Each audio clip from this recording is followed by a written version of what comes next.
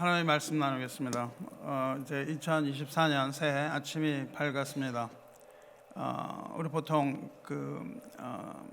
예배를 할 때 아침 얘기를 잘 못하는데 우리가 1월 1일은 이렇게 신년 예배를 별도로 드립니다. 그래서 아침에 예배 드릴 수 있게 해주신 하나님께 감사합니다. 지난해 2023년은 우리 국가나 경제나 정세나 이런 또한 우리 교회 모두 다 이렇게 힘든 한 해였습니다. 그러나 그럼에도 불구하고 우리는 희망을 잃지 않았습니다. 새해에는 이 모든 어려움을 다 극복하고 모두가 그리스도 안에서 행복하며 평화로운 한 해 되시기를 소원합니다. 모두 다 건강하시길 바라고 여러분의 소중한 꿈과 목표가 하나님 뜻을 따라 이루어지길 바랍니다. 아울러서 여러분의 열정과 노력이 결실을 맺고 풍성한 열매 맺는 한 해를 시작하시기 바랍니다. 또한 우리 은혜 공동체가 서로를 사랑하고 이해하며 배려하고 함께 더불어서 그리스도를 따라가는 그러한 공동체 되기를 축원하며 평화와 사랑이 넘치시기를 주님의 이름으로 축원합니다. 오늘은 늙은 종이라는 제목으로 하나님 말씀 전합니다. 늙은 종, 그러면 그냥 지나간 그런 사람 같은데 어째서 이 새해 첫날부터 늙음에 관하여 우리가 말할까요? 왜냐하면 옛것이 없으면 새것은 없기 때문입니다. 오늘 읽은 창세기 24장은 아브라함의 아들 이삭과 그의 아내 리브가의 결혼 이야기입니다. 어떻게 리브가가 이삭의 아내가 되었는지 그 이야기가 흥미롭게 전개되고 있습니다. 본문이 이렇게 시작합니다. 아브라함이 나이가 많아 늙었고 여호와께서 그에게 범사의 복을 주셨더라. 오늘 읽은 이전인 23장은 아브라함의 아내 사라의 죽음이 그려져 있습니다. 사라의 죽음에 이어서 아브라함이 늙었음이 강조가 됩니다. 우리가 성경을 읽을 때 이 아브라함, 사라 이렇게 개인 가정에 초점을 맞추는 것이 아니라 우리는 하나님의 구속사적 관점에서 성경을 읽어야 합니다. 아브라함이 늙었다는 것은 이제 아브라함의 세대는 지나가고 이삭이라는 새로운 세대의 시대가 하나님의 구속의 역사의 전면에 떠오르는 것을 의미합니다. 이때까지는 이스라엘이라는 민족이 없었어요. 이스라엘이라는 민족이 없었고 다만 아브라함이 내 아비 집 하란을 떠나서 내가 내게 보여줄 땅으로 가라는 그 하나님의 명령을 따라서 길을 떠나 가나안에 들어갔던 일밖에 없습니다. 왜냐하면 이스라엘 족속은 아브라함의 자식인 이삭과 야곱의 후대에서 이스라엘 12지파가 생겨나기 때문입니다. 이스라엘은 그 아들 이삭과 야곱을 통해서 12지파가 생겨나기 전까지는 존재하지 않았고 이스라엘이라는 이름도 없었죠. 그래서 지금 우리는 아브라함에서 이삭으로 또 이삭에서 야곱으로 또 야곱에서 12지파와 유다 그리고 다윗의 혈통인 예수 그리스도께서 마침내 이 땅에 오심 이러한 구속사의 관점으로 읽어나가야 하고 이 시점에서 우리는 그 구속사의 시발점에 있는 겁니다. 아브라함의 시대가 가고 이제 곧 이삭의 시대가 열리는 것을 뜻합니다. 아브라함이 나이가 많아서 늙었을 뿐만 아니라 여호와께서 그에게 범사의 복을 주셨다 그렇게 말하고 있죠. 아브라함이 늙었다는 것은 대단히 늙었음을 말합니다. 왜냐하면요, 아브라함이 부르심을 받을 때 나이가 얼마인지 아세요? 하나님께서 부르심을 받을 때가 75세입니다. 요즘 제가 아직 75가 안 됐기 때문에 늙었다고 이렇게 얘기를 할 수가 없습니다. 75세에 부르심을 받았는데 75세는 아주 젊은 걸로 나오죠. 지금은 몇 세쯤 됐냐면 175세 거의 다 됐습니다. 175세에 아브라함이 별세하거든요. 그러니까 이것은 아브라함이 대단히 늙은 나이인데 75세에 하나님께서 부르세요. 그래서 75세에 그 늙은 아브라함을 부르셔갖고 죽도록 고생을 시키십니다. 그래서 아브라함은 하란에서 떠나서 나그네 삶을 사는 거예요. 그리고 아주 험난한 인생을 삽니다. 그런데 성경은 지금 뭐라고 그러냐면 아브라함이 하나님께서 그에게 범사의 복을 주셨다, 이렇게 얘기를 하고 있어요. 그러니까 여기서 우리가 생각하는 복, 범사의 복이라는 그런 복과 하나님의 복은 그 차원 자체가 다른 것을 알 수 있습니다. 실제 아브라함의 삶을 보면 우리가 생각하는 그런 복이 없어요. 그런 복이 없는데 하나님은 범사의 복을 주셨다, 이렇게 지금 창세기 24장에 이야기하고 있습니다. 하나님께서 아브라함에게 주신 복, 우리가 새해에요 복 많이 받으세요, 이 말 굉장히 어폐가 있습니다. 많이 받긴 뭘 많이 받아요. 복을 하나님이 주셔야 받는 겁니다. 우리가 뭐 주세요 이렇게 하는 게 아니고 하나님이 복을 주셔야 되는데, 사실은 복을 주시는 게 아니고 예수를 믿는 사람은요 복이 있는 사람입니다. 뭐 새로운 복을 추구할 필요도 없어요. 우리는 복이 있는 자거든요. 시편은 복 있는 자 시작합니다. 그래서 하나님께서 아브라함에게 범사의 복을 주셨다고 말할 때 그것은 물질이나 건강이나 권사나 영광이나 우리가 생각하는 그런 것들을 말하는 것이 아니고, 하나님께서 아브라함에게 주신 복은 뭐냐면 하나님의 언약이에요. 여기서도 아브라함이 그 이야기를 하고 있습니다. 하나님이 아브라함에게 복을 주실 때 아브라함의 이름을 바꿔주셨습니다. 아브람이었죠. 아브람이었는데 아브라함으로 바꾸십니다. 그것이 어디 나오냐면 창세기 17장에 나옵니다. 보라, 내 언약이 너와 함께 있으니 너는 여러 민족의 아버지가 될지라. 이제 후로는 내 이름을 아브람이라 하지 않고 아브라함이라 하리니 이는 내가 너를 여러 민족의 아버지가 되게 함이니라. 내가 너로 심히 번성하게 하리니 내가 내게서 민족들이 나게 하며 왕들이 내게로부터 나오리라. 내가 내 언약을 나와 너 및 내 대대 후손에게 사이에 세워서 영원한 언약을 삼고 너와 내 후손의 하나님이 되리라. 그렇게 말씀하세요. 하나님께서 아브라함에게 주신 복은 하나님이 아브라함의 하나님이 될 것이다, 그 말입니다. 여러분, 이것보다 더 큰 복은 없습니다. 하나님이 우리의 하나님이 되심, 이거보다 더 큰 복은 없는 거예요. 그래서 하나님의 복은 뭐냐면 하나님이 아브라함의 아버지가 되는 것일 뿐만 아니라 하나님의 복은 모든 민족의 아버지가 되는 것이었습니다. 그래서 아브라함이라는 이름이 큰 의미를 갖는 것이죠. 뭐라고 그러시냐면 내가 너로 큰 민족을 이루고 내게 복을 주어 내 이름을 창대하게 하리니 너는 복이 될지니라, 그렇게 말씀하세요. 그러니까 아브라함이 복이라는 거예요. 아브라함은 복. 그러니까 우리가 하나님으로부터 받은 복은 우리가 바로 복, 그렇게 되는 것이죠. 이것을 우리가 이 세상 있다가 가져갈 재물의 복, 이런 것들과 바꿀 수가 없는 거예요. 우리는 영원하신 하나님을 소유하는 그런 사람들이기 때문에 하나님이 가지고 계신 것은 다 우리의 것입니다. 그래서 그 가지고 계신 것에 초점을 맞추지 말고 우리는 하나님을 하나님 되시게 하는 것, 그것이 바로 우리의 복입니다. 하나님의 복은요, 이 아브라함을 통해서 인류를 구원하시는 하나님의 경륜입니다. 그래서 우리가 생각하는 그 복과는 그 스케일 자체가 전혀 다른 그 복의 근원이죠. 그래서 아브라함은 모든 복의 근원이 된 거예요. 아브라함을 통해서 우리가 복 있는 자가 되는 것이죠. 그리고 2절을 살펴보면은 아브라함에게 여기 늙은 종이 있었던 것을 알 수 있습니다. 아브라함도 늙었고 아브라함에게도 종이 있는데 종의 늙음은 그렇게 많은 늙음이 아니었어요. 훨씬 아브라함의 아들뻘 되는 정도의 늙음입니다.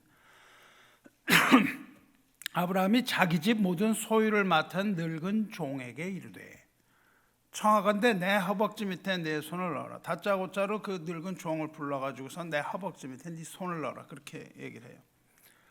여기 이 늙은 종이 누군지는 밝히질 않고 있는데 이 늙은 종은요, 아브라함이 이삭을 낳기 전에 아들이 없었잖아요. 그때 이삭을 낳지 못했죠. 그래서 양자로 삼으려고 했던 사람이 있는데 그 사람의 이름이 뭐냐면 엘리에셀이에요. 그래서 하나님이 아브라함에게 씨가 있으리라고 말씀을 하셨는데 나이가 들어도 씨가 없으니까 하나님 이제 그런 소리 하지 마십시오. 우리 집에 엘리에셀이라는 자가 있는데 이 엘리에셀이 아주 괜찮은 아이라는 거죠. 그래서 엘리에셀을 그냥 양자로 삼을 테니 하나님 그냥 됐습니다 이렇게 얘기하잖아요. 그때 나오는 엘리에셀로 것이 분명합니다. 만일 이삭이 태어나지 않았더라면 아브라함의 상속자가 될 뻔했던 인물입니다. 그런데 이삭이 태어나면서 이제 양자의 그 찬스를 잃어버리고 아브라함의 그 대신에 아브라함의 모든 소유를 맡아서 관리하는 아브라함 집의 집사장으로 있던 종이에요. 그래서 그 젊을 때부터 아브라함의 집을 섬기면서 이 늙은 종이 된 거죠. 그러니까 아주 오랜 기간 동안 아브라함의 집에서 집사로서 섬긴 거예요. 그리고 세월이 흘러서 이제 그 사람도 나이가 들은 늙은 종이 된 겁니다. 그래서 아브라함이 이 엘리에셀을 불러서 내 허벅지 밑에 네 손을 넣어라 그런단 말이죠. 허벅지 아래를 뭐라고 그러냐면은 우리 옛 개역 한글 성경은 환도뼈라고 불렀어요. 근데 요즘 환도뼈라는 게 이제 좀 익숙하지가 않으니까 허벅지라고 이제 번역을 새로 했습니다. 근데 허벅지 아래 즉 환도뼈에 손을 넣으라는 것은 당시의 풍습이에요. 허벅지 아래 손을 넣고 하는 말 그것은 맹세입니다. 근데 어떤 맹세냐면 충성의 맹세를 받을 때 허벅지 밑에 손을 넣고 이야기해라. 그럼 그것이 맹세가 되고 그것이 바로 너의 충성된 충성을 증명하는 것이다. 이렇게 얘기한단 말이죠. 그러니까 지금부터 이제 아브라함은 먼저 손을 넣으라 그러고 뭘 하라고 명령을 하려고 그래요. 지금부터 지시하는 일에 대해서 절대 복종하라 그 말입니다. 그리고 온 힘을 다해서 충성하여 그 일을 이루라. 이런 뜻으로 먼저 허벅지에 손을 넣어라. 그게 심각하게 얘기하는 거죠. 다시 말하면 온 힘을 다해서 그 일을 이루겠다는 맹세, 서약을 해라. 요즘은 서약을 하지만 당시에는 이 환도뼈 밑에 손을 넣고 이야기하는 것이 풍습이었다 그 말이에요. 그러니까 지금으로 말하자면 불러서 사인시킨 거나 마찬가지입니다. 그러니까 이제 지금은 사인을 하니까 그 증거로 남잖아요, 그죠? 근데 당시에는 그렇게 사인 안 하고 그냥 허벅지에 손을 넣었는데 하겠습니다 그러고 손 뺀 다음에 아무것도 안 하면 증거가 없잖아요. 그래서 이 아브라함이 증인을 부릅니다. 증인을 뭐라고 부르냐면요. 3절에 내가 너에게 하늘의 하나님 땅의 하나님이신 여호와를 가리켜 맹세하게 하노니. 그래요. 누구를 증인으로 불렀어요? 하나님을 증인으로 부릅니다. 하늘의 하나님 땅의 하나님이신 여호와를 가리켜 맹세하게 하노니. 너는 하나님을 내가 증인으로 세웠다. 그러니까 네가 지금부터 하는 말을 너는 분명하게 지키지 않으면 안 된다. 그 얘기를 하죠. 그 아브라함이 부른 증인은 하늘과 땅의 주인이신 하나님이에요. 그러니까 아브라함이 하나님의 이름을 부른 것은 무슨 뜻이냐면 하나님의 이름으로 맹세하게 한 것은 무슨 뜻이냐면 지금 아브라함이 이야기하는 모든 것들이 다 하나님의 뜻 안에 반드시 이루어질 것이다 라는 믿음의 고백이에요. 그래서 아브라함이 이 엘리에셀로 하여금 자기 허벅지에 손을 넣고 맹세하게 한 것은 무엇이었냐 하면 너는 지금 내 고향에 가서 내 아들 이삭의 아내를 찾아서 데려오라 그겁니다. 고향에 가서 이삭의 아들 이삭의 아내를 데려오라 이렇게 명령합니다. 지금 아브라함이 어디 살고 있냐면 가나안에 살아요. 그런데 아브라함이 나왔던 곳으로 가서 찾아오라고 그렇게 얘기합니다. 가나안은 지금 사는 곳은 도덕적으로 아주 문란한 고장이었을 뿐만 아니라 여기에는 우상 숭배가 극심하였고 수많은 신들을 섬기고 있던 곳이었으므로 이삭의 순수성을 지키고 하나님의 언약적 혈통을 유지하기 위하여 자기 집안에 가서 데려오라고 그런다고요. 근데 여기서 물론 중요한 사실은 뭐예요? 그런 육체적인 순결보다도 구속사적인 순결을 이야기하고 있어요. 왜냐하면 이삭을 통하여 하나님의 구속의 역사가 흘러가기 때문에 그렇습니다. 그런데 이 명령을 들은 늙은 종이 질문해요. 가긴 가는데 거기 가서 그 여자를 찾았는데, 신부감을 찾았는데 여자가 여기 오지 않겠다 그러면 어떡하죠? 그렇게 물어봐요. 그러면은 오히려 그냥 아들을 아브라함의 본토에 데려갈까요? 그렇게 질문합니다. 여자가 오겠어요? 현재 아브라함이 있는 곳 이 가나안은 아브라함이 나온 본토에 비하면 아주 초라하게 짝이 없는 곳입니다.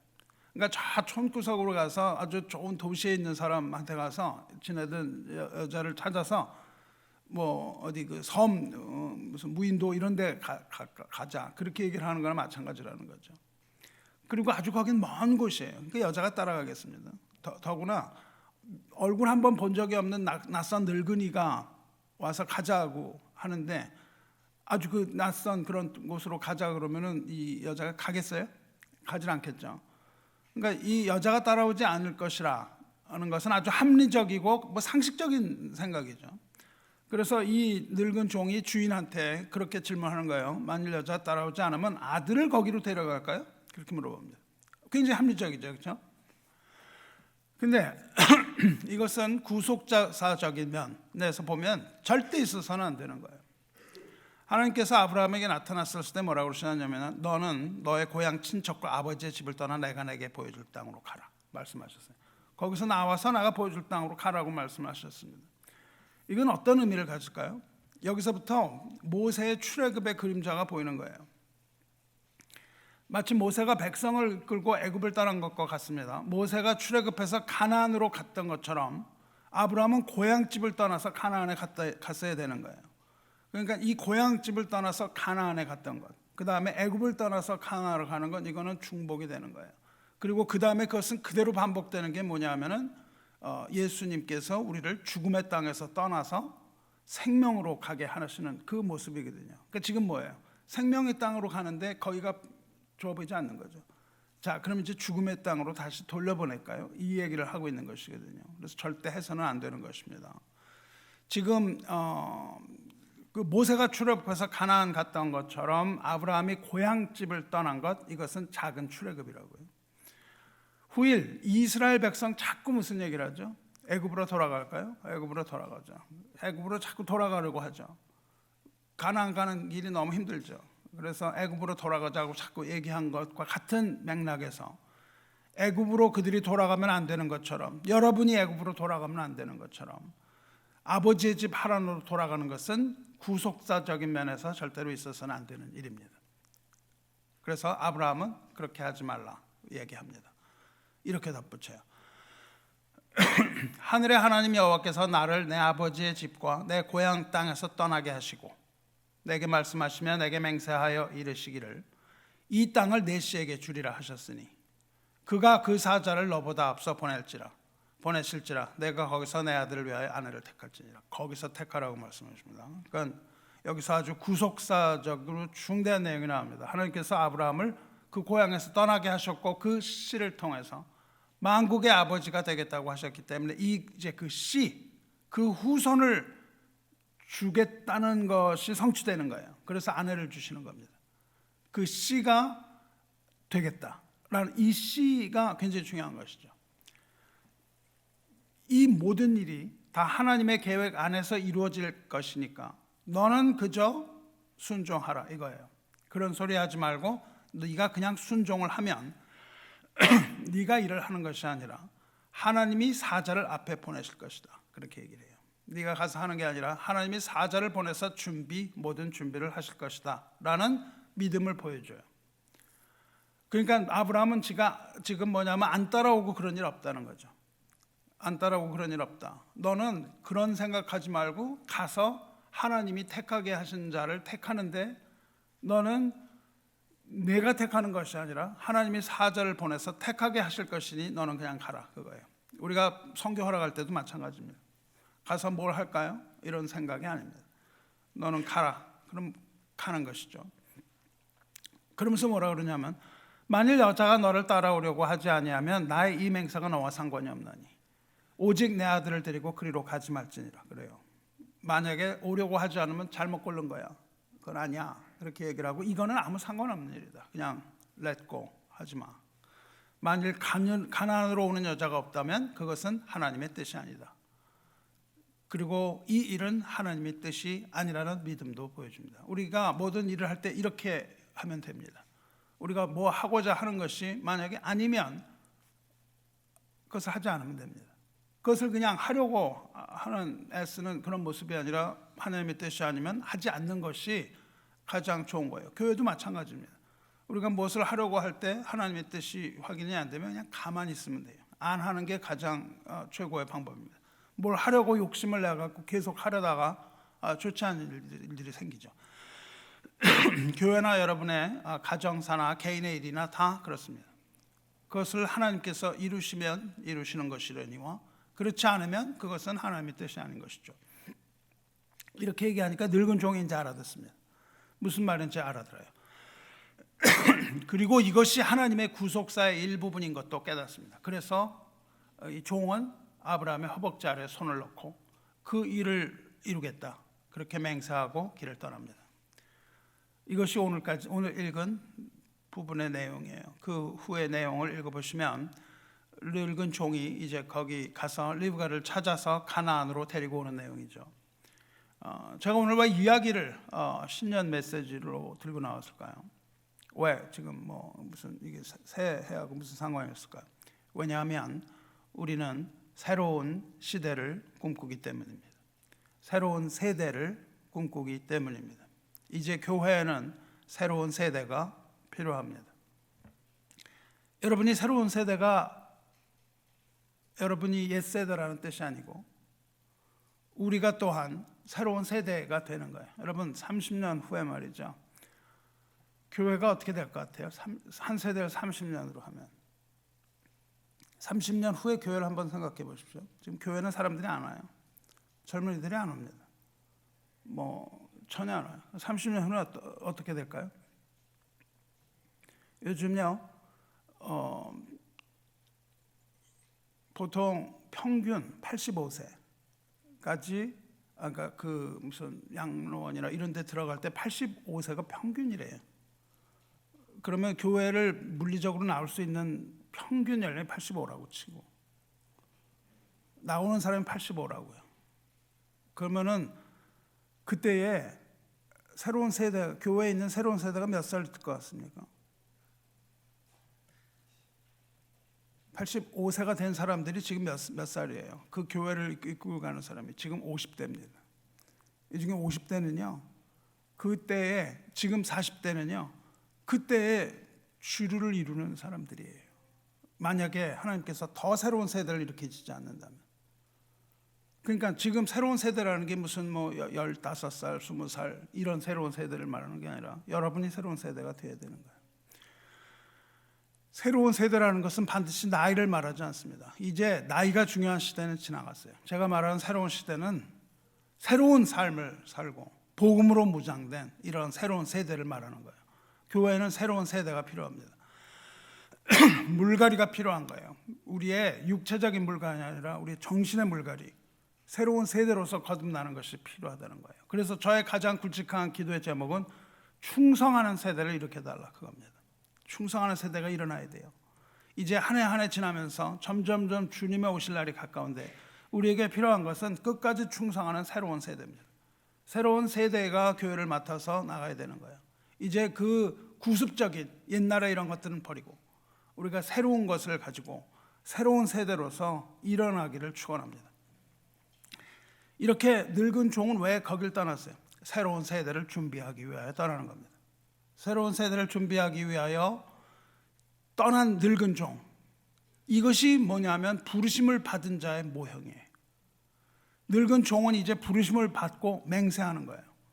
맹세하면서 길을 떠나서 임무를 완성하게 되는 거예요. 그래서 우리도 이러한 늙은 종의 모습을 담기 바랍니다.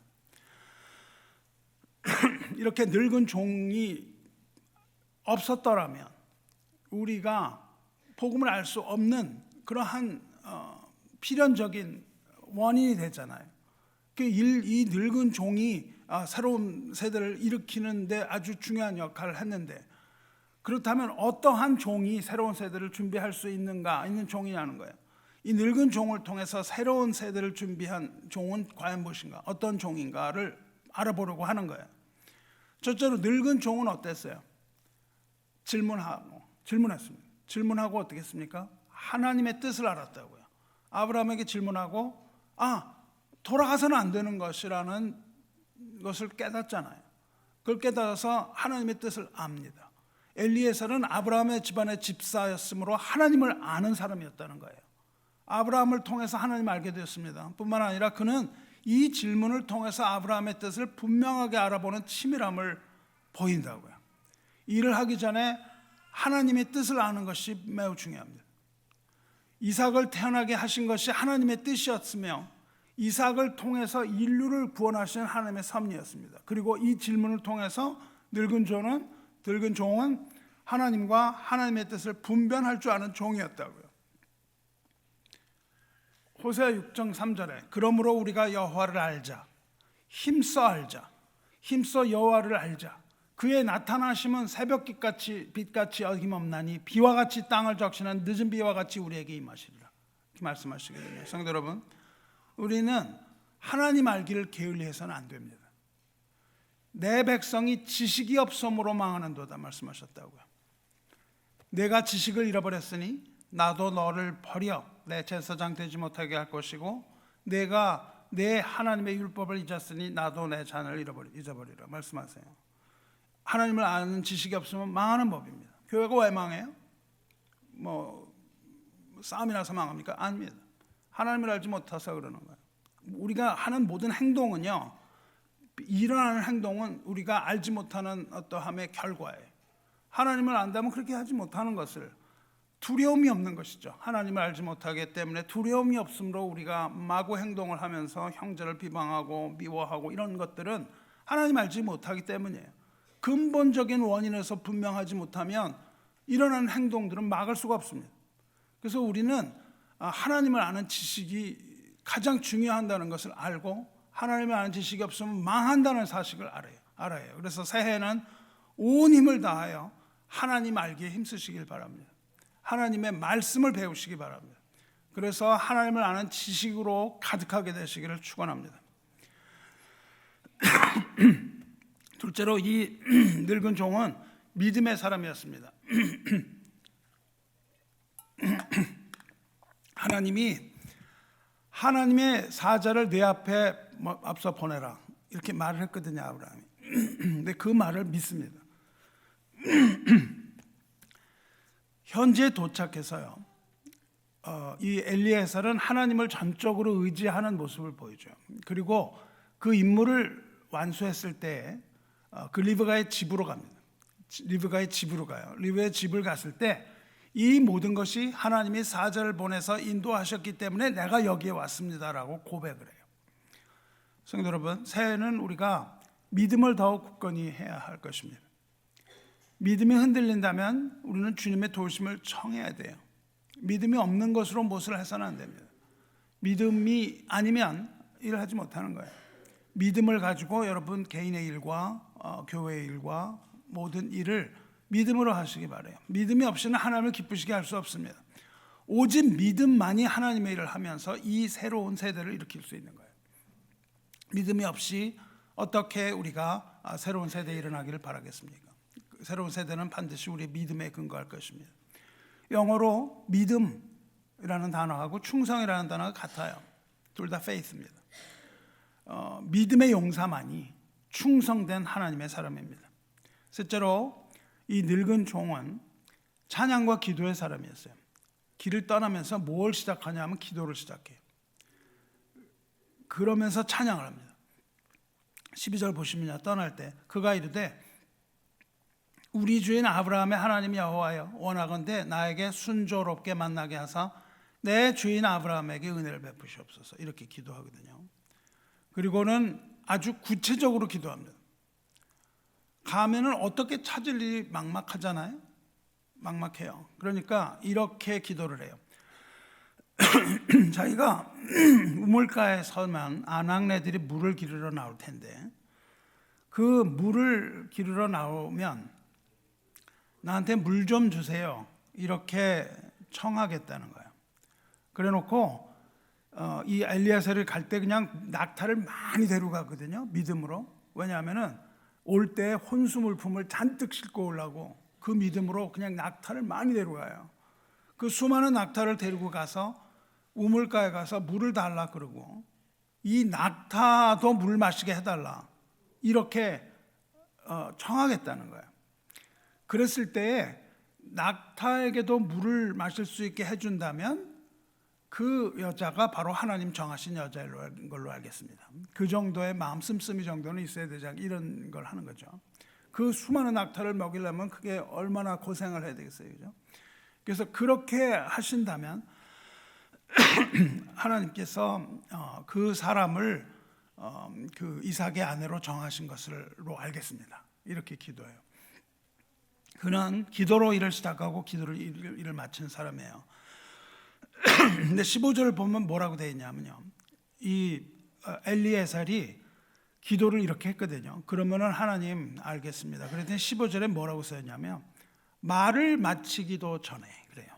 그 기도가 끝나기도 전에 리브가가 물동이를 어깨에 메고 나오니 그럽니다.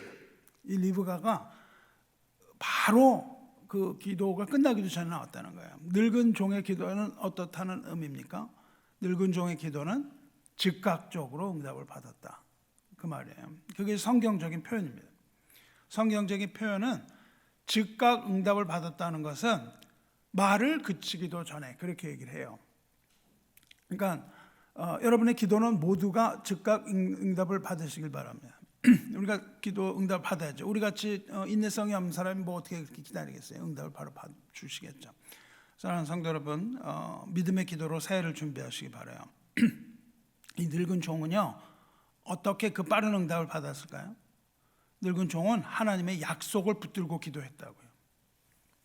지금 하나님이 그 이삭을 통하여, 이삭의 씨를 통하여 인류를 구원하겠다는 그 말씀하셨거든요. 그걸 보고 그것에 맞추어서 기도하잖아요. 거기에는 하나님의 응답이 없는 법이 없습니다. 우리가 하나님의 구속사적인 면, 이것에 따라서 기도할 때는 하나님이 기도를 노라고 대답하신 적이 하나도 없어요. 왜냐하면 하나님이 말씀하신 거니까. 그래서 우리는 하나님의 약속을 붙들고 하는 거예요. 그래서 여러분이 기도할 때는요, 약속을 붙들고 기도하시라고요. 이러면 하나님이 그냥 즉각적인 응답이에요. 약속을 붙들고 드리는 기도는 하나님이 어떻게 또 약속을 하셨냐면요, 이사야서에서 이렇게 기도하십니다. 그들이 부르기 전에 내가 응답하겠고 그들이 말을 마치기 전에 내가 들을 것이다, 그렇게 말씀하세요. 그러니까 이 표현이 뭐예요? 부르기 전에 내가 응답하고, 즉각적으로 응답이 된다는 거예요. 믿음의 기도는 하나님이 즉각 응답해 주겠다고 약속을 하셨습니다. 과연 그 약속대로 이 늙은 종의 기도는 그 말을 마치기도 전에 이루어집니다. 그리스도의 종이 된 우리들도 기도로 힘을 얻고 기도로 하나님 뜻을 구해야 되는 거예요. 그래서 범사에 쉬지 말고 기도하기를 힘써야 하는 겁니다. 이것이 이 기도야말로 가장 빠르고 안전하고 확실한 방법이에요. 아울러 기도가 이루어졌을 때 우리는 감사 기도도 미리 준비해야 돼요. 응답을 바로 받았을 때 당황하지 말고, 하나님 바로 감사의 기도 나올 수 있도록 우리는 기대해야 됩니다. 여러분, 올 한 해 어떤 기도의 제목이 있을 텐데요, 기대하면서 기도하세요. 이건 안 될 거야, 작년에도 안 됐는데 올해 되겠어? 이런 식의 기도는 이게 기도가 되겠습니까? 기대도 하나도 없는 기도가 무슨 기도예요? 기도가 아니죠, 그렇죠? 여러분이 기도를 해야 돼요. 그리고 기도한다는 것은 뭘 믿는 거예요? 하나님을 인정하는 거예요. 하나님이 인정하지 않으면 무슨 기도하겠습니까? 우리가 기도하지 않는 이유는 뭐예요? 믿음이 없는 거예요. 하나님이 인정하지 않는 겁니다. 여러분, 기도로 하늘을 시작하시기 바라요.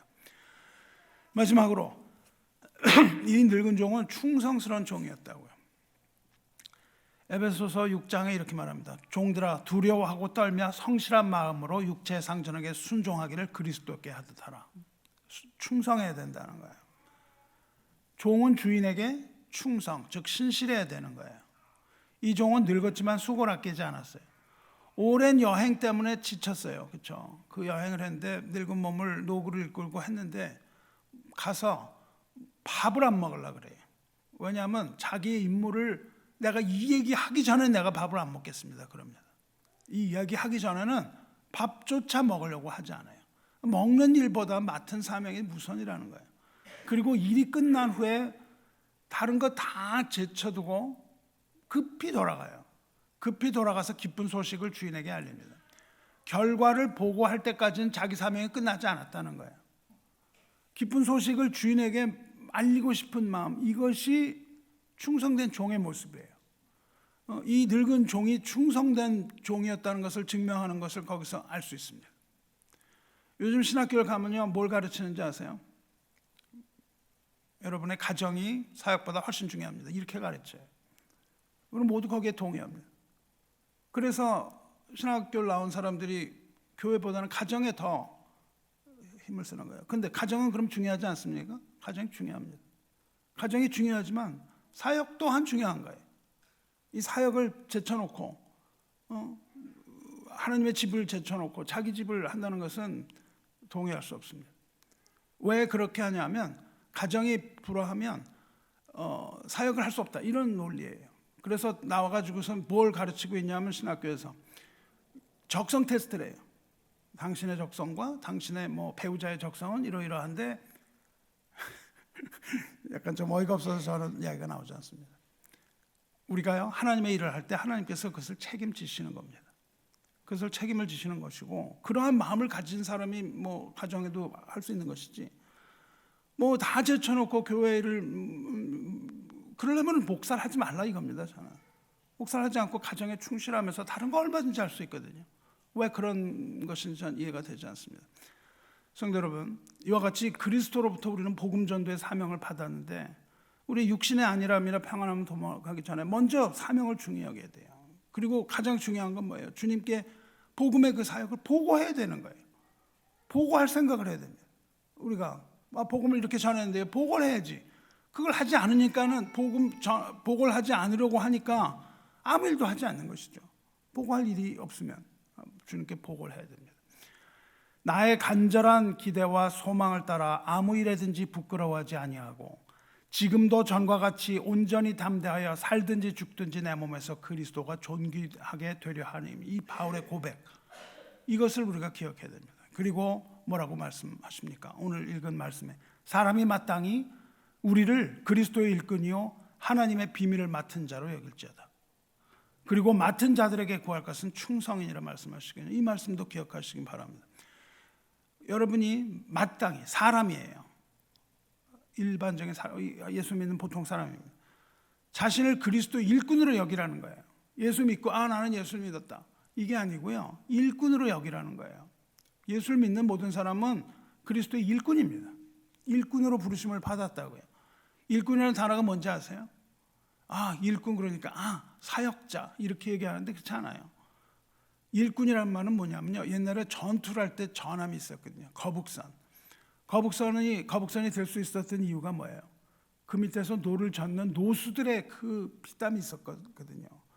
배를 좌우로 돌려라 그러면 그냥 열심히 해갖고 이게 돌려야 무슨 전쟁이 될 거 아니에요. 그래가지고서는 그 하객진을 펴고 들어가다가 배를 거꾸로 돌려갖고 발포를 하니까 일본 배들이 그냥 다 나가 떨어졌던 거잖아요. 배를 돌리라 그랬는데 노수들이 노를 제대로 안 저으면 이게 되겠습니까? 안 되는 거예요. 일꾼이라는 건 뭐냐면요, 전함의 노를 젓는 최하급의 노예를 말해요. 그 아주 밑에서. 그래서 그리스도의 일꾼으로 여기라는 것은 그 노예가 된다는 거예요. 이것이 나중에는 일꾼이라는 의미로 바뀌었어요. 그래서 일꾼이라고 번역을 했는데 너무 사치하게 번역을 한 거예요.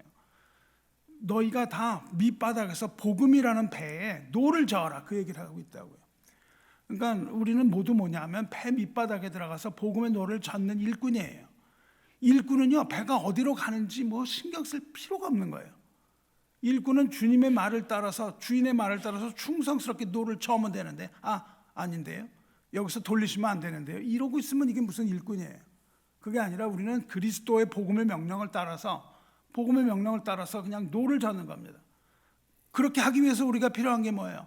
배 밑바닥에서 노를 젓기 위해 뭐가 필요합니까? 겸손이 필요한 거예요. 그래서 겸손을 강조하시는 겁니다. 이 겸손이 없이는 충성된 종이 될 수 없다니까요. 주인이 되는 것이죠.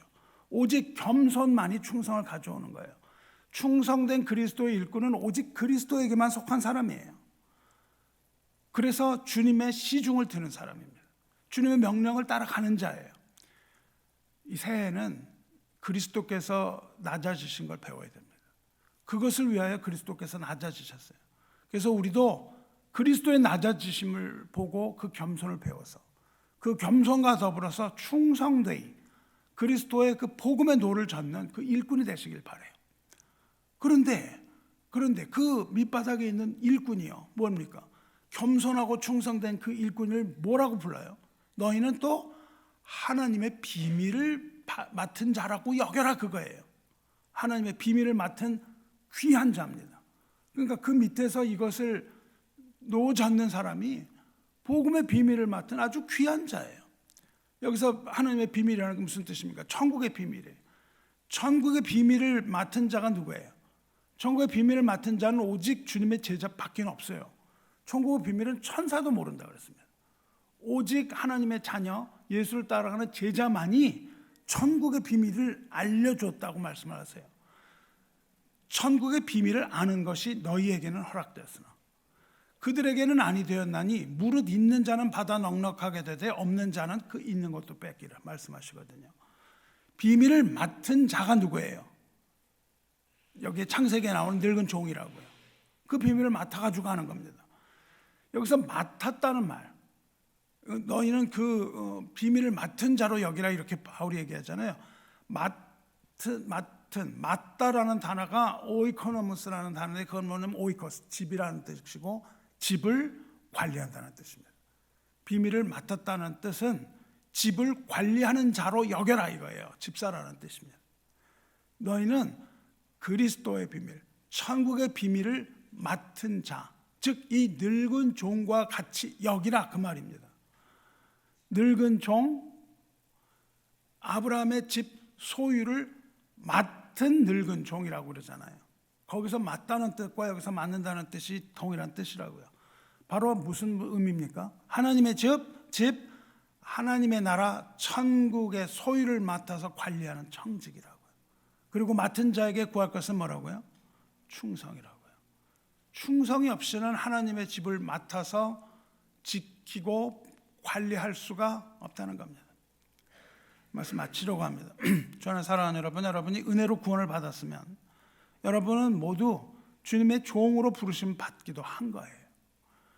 주의 종인 우리는 이 늙은 종 엘리에셀처럼 충직하고 충성스러운 종이 되어야 할 것입니다. 주인의 뜻이 무엇인지를 바로 알고 믿음으로 모든 일을 다 감당하되 찬양과 기도로 실천하며 충성과 겸손의 모습으로 일하는 일꾼, 이 천국의 비밀을 맡은 자로서 한 해를 시작하며 결단하시기 바랍니다. 이제 하나님께서 우리를 부르신 그 본분을 망각하지 말고 이 맡기신 사명을 한치의 오차도 없이 성실하게 수행하는 그런 늙은 종이 되어서 새로운 세대를 준비시키시기 바랍니다. 그리고 우리 스스로 새로운 세대가 되어 우리 스스로를 준비시키시기 바랍니다. 그렇다면 주님으로부터 수고와 위로의 면류관을 받게 될 것입니다. 여러분, 엘리에셀이 무슨 뜻인지 아신가요? 엘리에셀. 우리가 에벤에셀이란 말이 있죠. 에벤에셀. 그 비슷하죠, 그렇죠? 엘리에셀. 앞에 엘리가 하나님입니다. 에셀은 돕다는 뜻이에요. 엘리에셀이란 무슨 뜻이죠? 하나님이 도우시는 자, 그런 뜻입니다. 우리가 충성된 하나님의 일꾼이라면 우리가 일하는 게 아니에요.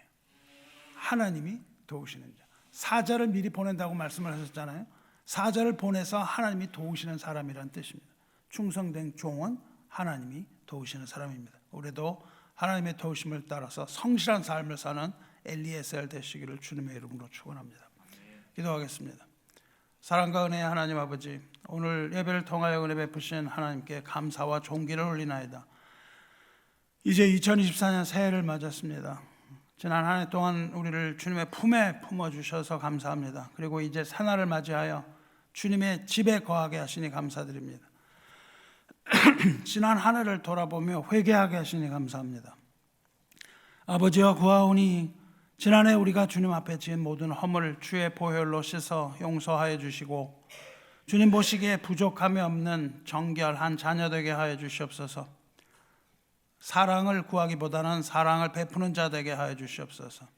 용서를 구하되 먼저 용서 베푸는 심령 되게 하여 주시옵소서. 아버지여, 구하옵나니 우리 교회의 지체들이 주님의 뜻을 위하여 한마음 한뜻 되게 하여 주시옵소서. 우리보다 먼저 성령 하나님께서 친히 앞서가 주시고 어둠의 영은 물려가게 하시며 우리 교회에서 오직 주님의 이름만이 높임받기를 원하나이다. 육신의 질병과 고통이 있는 자는 깨끗함을 받으며 가난한 심령에는 기쁨을, 고통받는 심령에는 자유를 허락하여 주시옵소서. 사랑의 하나님 아버지, 주의 사랑이 온 땅 위에 충만하게 되기를 원하나이다. 이제 곧 다시 오실 주님을 기다리며 우리 주 예수 그리스도의 거룩하신 이름으로 기도드리옵나이다. 아멘.